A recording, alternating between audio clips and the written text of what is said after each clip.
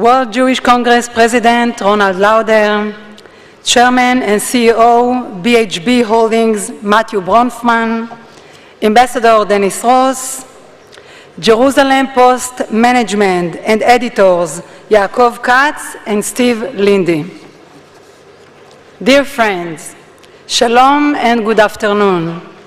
Since its founding, Israel has been committed to a vision of a society of equal opportunity. Our Declaration of Independence guarantees equal rights for all citizens, regardless of gender, ethnicity, or religion. Newsflash to CNN and the BBC. Israel is the only democracy in the Middle East.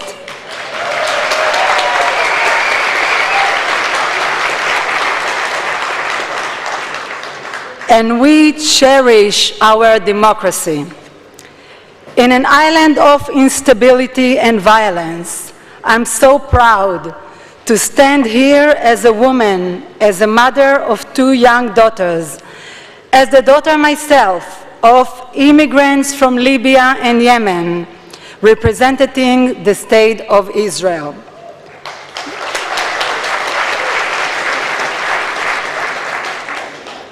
I am delighted to be with you as Israel's first ever Minister for Social Equality, a ministry established to deal with gender issues and minorities, as well as seniors and young people, to enhance Israel's effort to combat social inequality. I strongly believe that helping create more equal society is a stronger, better society for us all. Our wealth, our treasure, is our human intellect. This is our gift. This is our future. Israel stands at the forefront of advanced in high-tech, in advanced technology, in medical discoveries, which have improved the lives of so many people in Israel and all over the world. We have become known as the startup nation. But at the same time, we are still facing significant socioeconomic gaps in Israel, especially in the periphery of the country and among the minority groups who do not receive equal opportunities and access to public services. But in today's digital world, geographic distance is no longer an excuse for inequality. This is why I'm so especially excited to be leading the Digital Israel project, which seeks via the latest in digital technology to reduce these social gaps in society and improve services to the population at large.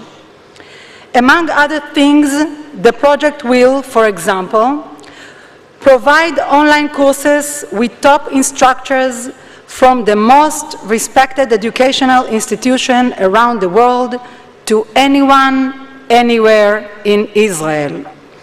The program is so important because it will allow those living in the periphery of the country access to some of the best educators the world over.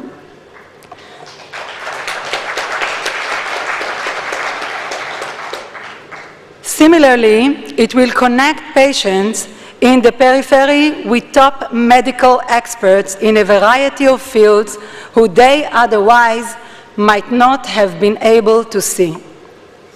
The program also affords the opportunity to people in lower socioeconomic levels, like the ultra-Orthodox or the Arab sector, to move ahead by providing them with the tools and technological knowledge of the 21st century. To this end, we seek to create digital modernization centers in the periphery, digital training courses for the ultra-Orthodox sectors, and digital smart cities in Arab towns and villages. I'm very proud that the cabinet recently approved a landmark billion-dollar budget spearheaded by my ministry for Arab citizens and other minority population in order to reduce social gaps and improve the living conditions of this sector.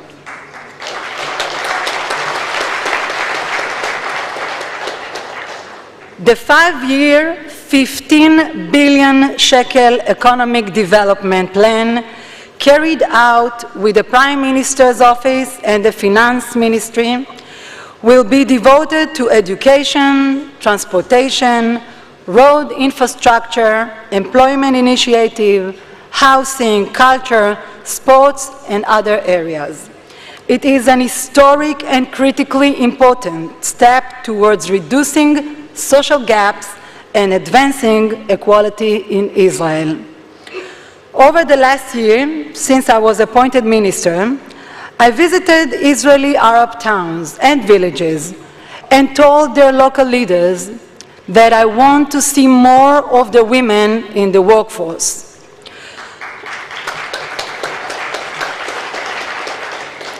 Part of the problem, it turns out, is there isn't proper transportation to get out of their town to work. I told them that we would like to set up smart cities in their towns with our knowledge of digital technology. And they told me to ensure that the electricity works perfectly in the whole area first. We want to see greater law enforcement in Israeli Arab towns and villages and stop illegal building and arms trafficking there. We are building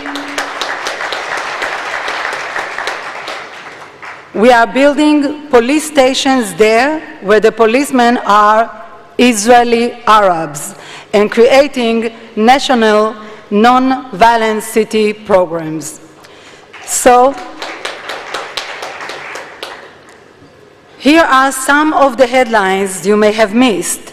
That is, if you didn't read the Jerusalem Post.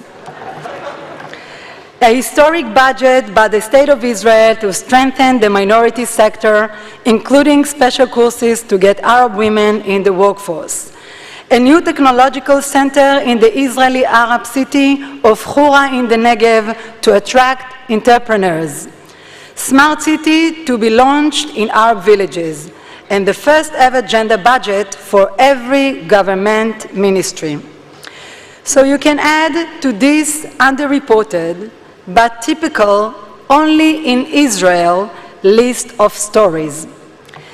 Israel treating Syrian caught up in the civil war in Syria, or how Israeli Jewish and Arab doctors working hand in hand at hospitals in Israel to treat victims of terrorism as well as terrorists, or how the deputy Israeli police commissioner is a Muslim Arab. We do all this because it is the right things to do.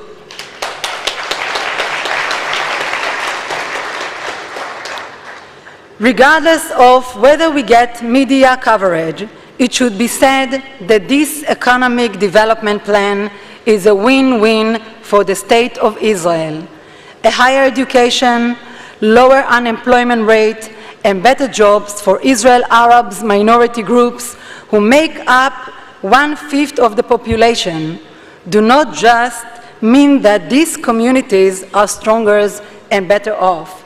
It also means a stronger, better Israel.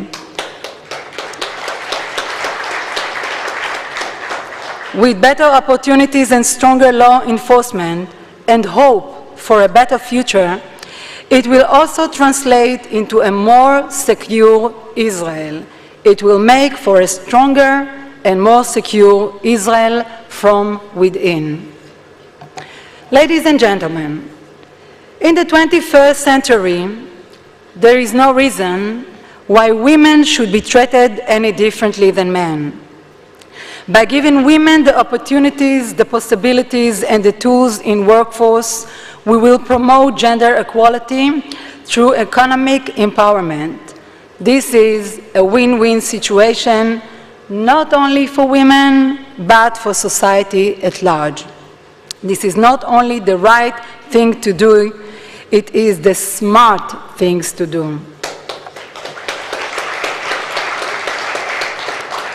To this end, I have created a plan where every governmental office will have to submit a gender budget defining how much money they allocate to women.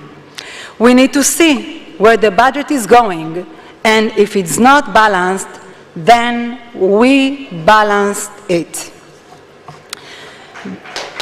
This is something new. Maybe not everybody is understanding what is mean budget, gender budget.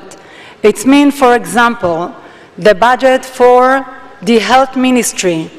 There are differences between the health of women or health of men, and we need to put the money about the research and about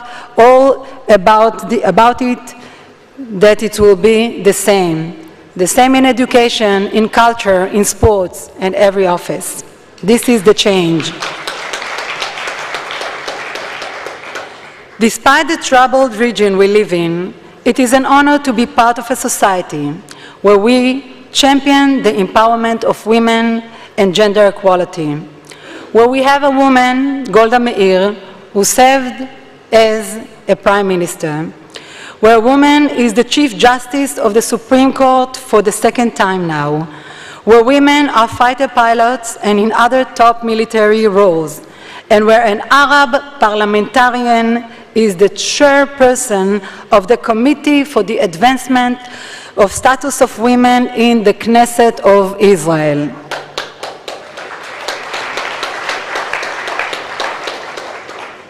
Ladies and gentlemen, I firmly believe that women should be free to choose their own path in life, unhindered by barriers and bias.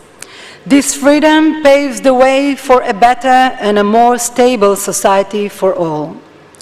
In our efforts towards peace and security, Israel believes that women are powerful agents of moderation, particularly in the face of extremism. As leaders and decision makers, we can be a stabilizing force. Ladies and gentlemen, unfortunately, many times political development drown out all the important work we are doing. In the last couple days, we heard many reactions and statements to the cabinet reshuffle based on preconceived notions. You know, I often envy your system of government where you have elections every 4 years. It is very unhealthy for democracy to have elections every year or two. This is highly unstable. Let us remember that before Ariel Sharon became Prime Minister, many people around the world condemned him as well. Some people in Israel even said that they would leave the country, and he ended up surprising a lot of people. So let us give our new defense minister a chance. Judge him by his deeds, not preconceived notions.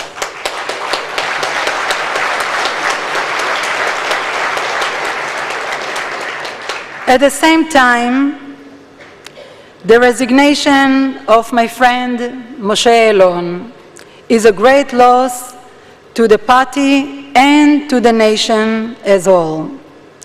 We owe him a great debt of gratitude for his service to the country for dozens of years to the ranks of the IDF. I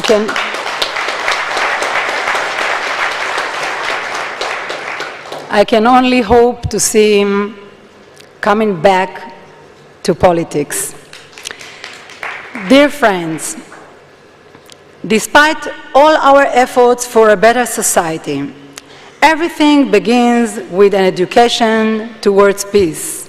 Shalom, salam, or peace is the first word our children learn in school in Israel. Tragically, all too often, Palestinian children are incited to hatred, to violence, and to murder. It is well known that Hamas incited to kill. It is the Palestinian Authority who names streets, names squares after the worst Palestinian killers of Jewish men, women, and children. They give money to the families of the suicide bombers. This is incitement to kill, pure and simple. Ladies and gentlemen, we are living in difficult times. Israel faces many threats, both externally and internally. The threat of radical Islamic terrorism must unite the Western world. The terrorism on the streets of Israel, which many in the world were always silent about, is now tragedy the streets of Europe. There must be no double standard when it comes to terrorism. As I told to the UN Security Council, the world all too often loses its voice when it comes to terrorism against Israel. We must say in a loud, clear voice, we condemn and we will fight against terrorism everywhere, anywhere.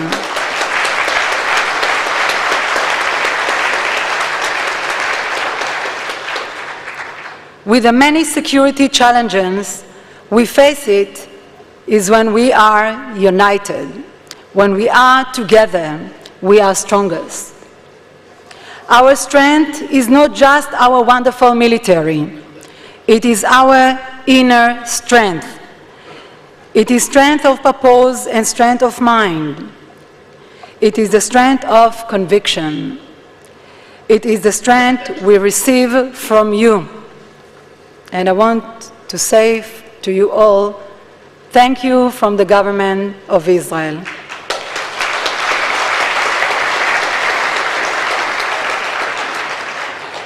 Thank you for your support. Thank you for standing with us in these trying times. We have made great progress, but there is still much work to do. We never forget the wonderful words of our first female Prime Minister, Golda Meir.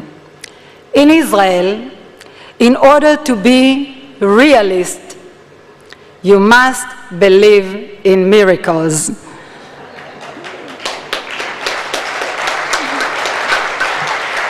And I'm sure that together with you, we will succeed. Toda Rabba. Thank you very much.